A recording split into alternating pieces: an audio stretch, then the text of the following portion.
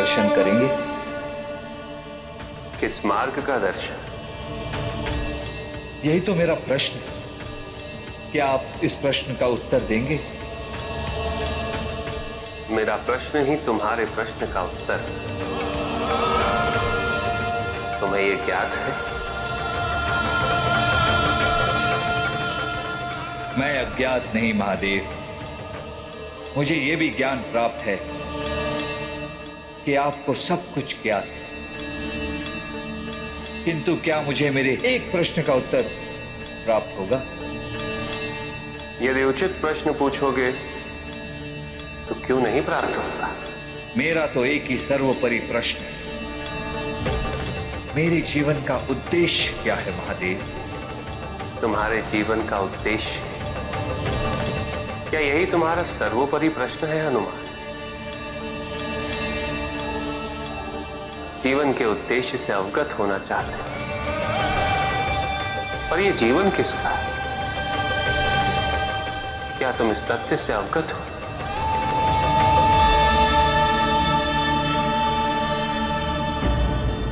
क्या मेरा जीवन नहीं? प्रश्नों के अंतरतम तक जाओ हनुमान और कहो, सर्वोपरि प्रश्न कौन सा है? कौन हो तुम?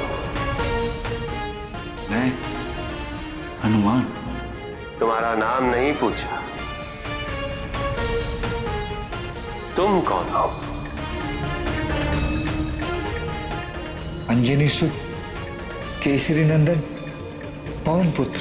तुम्हारा वंश नहीं पूछा, तुम कौन? वानर। तुम्हारी जाति नहीं पूछी हनुमान, तुम कौन?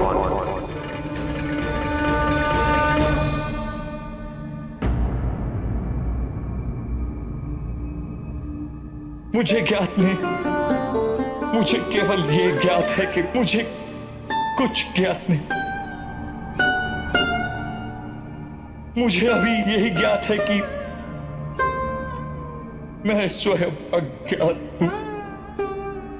साधु हनुमान, साधु। जब स्व के ना होने की अनुभूति तभी परम अनुभूति प्रशस्त होती।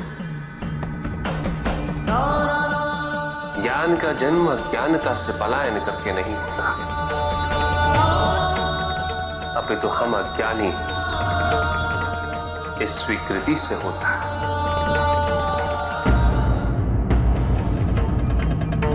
उठो हनुमान,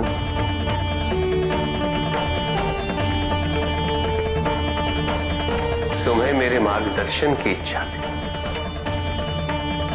और मेरे मार्गदर्शन की प्रक्रिया यही है हनुमान। मेरे समक्ष प्रश्नों की शुदा लेके आओगे तो मैं तुम्हारी शुदा को चरम उत्कर्ष पे ले जाऊंगा।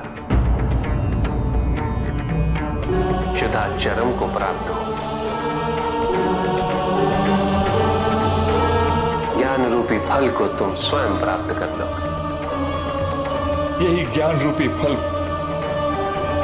मुझे भी प्राप्त करना है महादेव। कौन होंगे मेरे गुरु? कौन देंगे मुझे ज्ञान का फल? इस प्रश्न का उत्तर तुम्हें बाल्यावस्था में ही प्राप्त हो गया था हनुमान। जब शुदा बड़ी थी तो तुमने फल कहां देखा था हनुमान?